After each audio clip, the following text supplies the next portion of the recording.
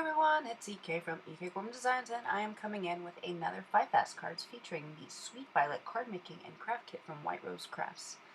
This is a series where I make 5 quick cards using basically just the materials from the card kit, and I'm starting off with a layered paper piece. If you haven't seen the Sweet Violet kit, this is actually the second part of my 3-part series. I'll link both the unboxing and the first 5 fast cards I created up in the corner, but this kit for card making and crafting is perfect if you are into paper piecing and layered papers and something that's very feminine and delicate. I'm using an extra from my stash purple ink pad, but doesn't the purple ink feel like it belongs in the kit, so I just had to pull out purple ink. I went ahead and stamped 3 of the image from the included stamp set, and they're all just sweet little flower images, and I pulled out the glitter pin. I will tell you, there's one problem with these pins. It's every once in a while a piece of glitter will get stuck to the tip, making it not quite as fine of a brush tip as you'd like, and all you gotta do is pull off the little bit of glitter. Otherwise, these are really, they write and flow beautifully. I love that top tulip, that it kind of looks like a butterfly. I thought that was a really creative, artistic choice in the stamp, and I didn't realize it until I colored the tulip. I added a sentiment, and I put it horribly on my stamping platform, but I added more of that purple ink I used to distress the edges, and I double stamped it and stamped it badly. If you want to catch my mistake, it happens. I went ahead and added the printed paper to a piece of the Metallics pink cardstock. It's a metallic-y sheened cardstock. If you move it, you can actually see there's like little flecks of metallic in it. And I took one of the little paper flowers within the kit and wound the wire around. It's actually the tip of my sparkle. Oh, what is it called? Like, it takes my sequins off. I can't think of what it's called. But the tip is really smooth, and I was able to coil up the wire in a really pretty manner. I pulled some glue dots from my stash and attached the paper flower and thought the card was done, but it needed a little something, so I took out the pearls included in the kit and put one of each size by the flowers, thinking it finished the card off really quite beautifully. And there you go. This is my first card today. The second card I'm doing something similar with. Ignore the oval. The oval doesn't exist. I just didn't want to waste, well, not waste, but I wanted, you're never going to see that section of the card, so I just used the oval. And I happened to die cut out the images just from oval dies with my stash, but you could hand cut images easily if you don't have dies. But this is another layered card. Like I said, this card really lends itself to layering projects really, really well. I went ahead and took my glitter pen and colored that wood chipboard and set it off to the side to dry, and then adhered the piece of green Metallics paper that does not have an oval cut in the center, and edged the edges with my pen, just so it had a coordinating purple glittery effect that the wood chip piece has. And yes, you can use your glitter pen to do edging, no problem. I gave the trimmed piece of printed paper the same treatment as the cardstock, edging it in that same purple glitter, and adhering it down over the oval you'll never see again. I did not give this piece of iridescent paper the same treatment. Oh, by the way, this is the card in which all of my adhesive died. The last of my roller adhesive was out, and then the last of this is out, so now I'm on to like my third piece of adhesive device. Anyway, I didn't edge out the iridescent paper because it really didn't need it. It's pretty special on its own.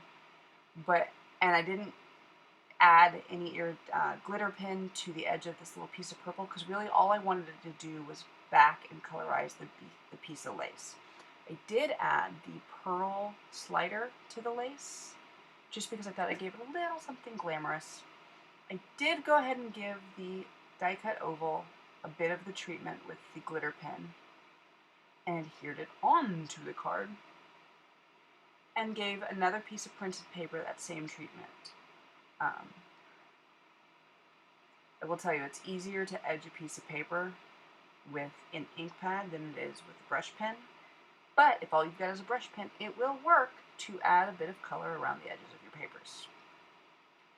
I wanted these flowers to stand up dimensionally, or three-dimensionally, so I added some foam tape from my stash and adhered them, layering them a little bit over each other so they had a really kind of pretty effective look.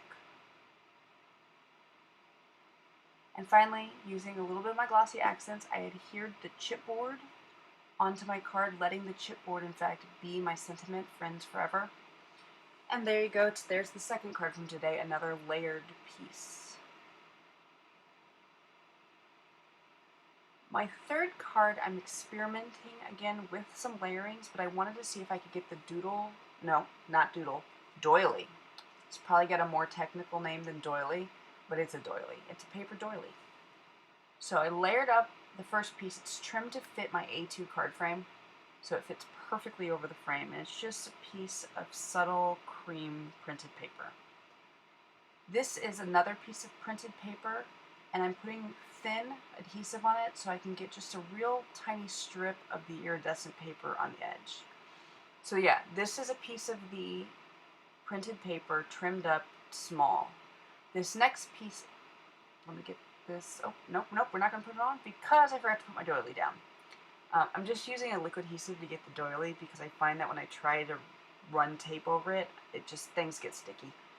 And at least with adhesive, I can control it. I let it hang over the edge, and I only used half the doily because I knew I was going to cover up the entire middle section. Now I'm adhering down the purple paper. This piece here that I'm adding the adhesive to is in fact one of the ephemera sheets that I've trimmed up, and I love how beautifully the printed paper and the ephemera sheets go together almost seamlessly. To finish the card, I wanted to add a sentiment, and I wanted to split the sentiment onto both the purple and the cream. So using a piece of scrap paper, I inked the top portion of the sentiment, then cleaned it well with my rag, repositioned the stamp, and here's a better sense of me. Literally, I just covered the top half with a piece of scratch paper, added my ink, and then stamped away without worrying. I will tell you, make sure you throw your scratch paper away, because if you accidentally run your hand into it, guess what? You get ink all over yourself because it takes forever to dry. I finished this card off with one of the iridescent butterflies within the shaker mix bag. And there you go, there's this finished card, also another layered one. This card is different. For card 4, first of all, I'm falling out of the purple scheme. I'm using the green Patalex paper, and I'm using the decoupage kit to make these daisies stand up and real pretty. If you've never seen these decoupage flowers before, they're really fun. They add three-dimensional designs to your project. So I started by adhering. Yeah, I messed up again. Yep, I started by adhering the paper down, and what I should have done is adhere the ribbon, the lace down, and the raffia on top of and tucked it under the green Patalex paper, but I got really excited about the project and forgot the plan and forgot to adhere things down. So I made it work. First of all, I fought the adhesive. I was never going to adhere the top of the lace because getting the paper, apparently backing of your adhesive off of it is difficult, but I made it work. It would have been so much cleaner and smoother had I remembered to tuck my ribbon edges under the cardstock, but we'll all live with my mistake. See? Now we go. Now there was never a mistake, and we'll just keep this a secret between us. I do like how the green Patalex paper cardstock and the green raffia are just slightly different, but they both pull green tones out of this daisy decoupagette. I do love these layered effects. It's such a simple, all it takes is three-dimensional tape. It's such a simple design, but it adds so much to a card. Especially one, if you've got a card you don't need to necessarily put through the mail, but you can stuff into an envelope. Such a cool effect, because people are... I wish the camera translated the 3D effect as much as real life does. The camera just doesn't pick up on it the way the human eye in real life does. But it's really, really kind of neat. I adhered everything down to the corner, and then using a bit of glossy accents, added some buttons. And I love that the little white button looks like one of the daisies, and the green buttons look like, you know, floating leaves. This is a little secret. This might be my favorite card today of the 5.